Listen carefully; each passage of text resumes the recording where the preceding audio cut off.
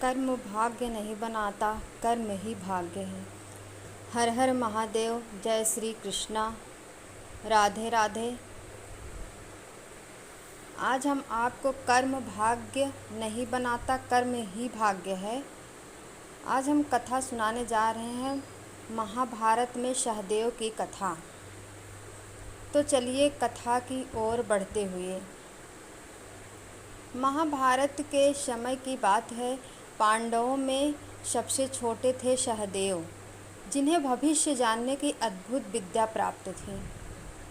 कहा जाता है कि जब उनके पिता पांडु का देहांत हुआ, तब सहदेव को सारा भविष्य ज्ञात हो गया था। कौन जीतेगा, कौन हारेगा और कौन कब मरेगा। लेकिन उनकी माता कुंती ने कहा, सहदेव, यह ज्ञान बहुत बड़ा वरदान है, लेकिन यह तभी फलित होगा जब तुम संयम रखो। इसे व्यर्थ मत करना। जो होगा वह होगा, पर मनुष्य का कर्तव्य है कर्म करना। कर्म ही सबसे बड़ा धर्म है। एक दिन सहदेव अपने गुरुजनों से यह प्रश्न पूछने पहुँचे। गुरुदेव, यदि मुझे सब कुछ मालूम है, कौन कब मरेगा, कौन विजयी होगा, तो फिर कर्म क्यों करूं? भाग्य तो पहले से लिखा हुआ है। गुरुजनों ने शांत स्वर में उत्तर दिया, सहदेव, यह भ्रम मत पालो कि भाग्य अलग से कोई शक्ति है।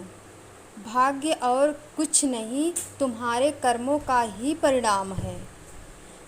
जैसे बीज बोओगे वैसा ही वृक्ष उगेगा। यदि आज आलस्य और प्रमाद करोगे तो कल तुम्हारे हाथ खाली रह जाएंगे। सहदेव ने फिर पूछा, तो क्या मनुष्य अपने कर्म से ही भाग्य बना और बिगाड़ सकता है? गुरु ने कहा, हाँ बेटा, भगवान श्री कृष्ण ने भी यही गीता में कहा है, कर्मण्येवाधिकारस्ते मा फलेषु कदाचन। कर्म करो, फल की चिंता मत करो। कर्म ही तुम्हारा धर्म और भाग्य दोनों हैं।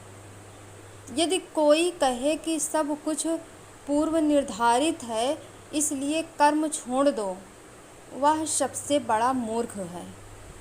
सहदेव को यह बात बहुत गहराई से समझ में आ गया। उन्होंने प्रण लिया, मैं अपने ज्ञान का उपयोग तभी करूँगा जब धर्म की रक्षा हो, लेकिन अपने कर्म से कभी पीछे नहीं हटूँगा। युद्ध का समय आया। उनके पास पूरी जानकारी थी कि कौन मारा जाएगा, कौन जीतेगा। फिर भी उन्होंने कर्म को ही धर्म माना और युद्ध में कर्तव्य निभाया। कर्म से ही भाग्य बनता है। अगर सहदेव चाहते तो अपने ज्ञान के अहंकार में कर्म छोड़ सकते थे, लेकिन उन्होंने नहीं छोड़ा।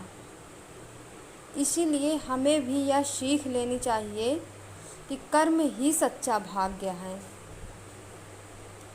जो कर्म करता है वही जीवन में आगे बढ़ता है। कर्म से ही सफलता, यश और शांति मिलती है। हर हर महादेव। आपको वीडियो अच्छी लगे तो लाइक, सब्सक्राइब, कमेंट में हर हर महादेव ज़रूर लिखें।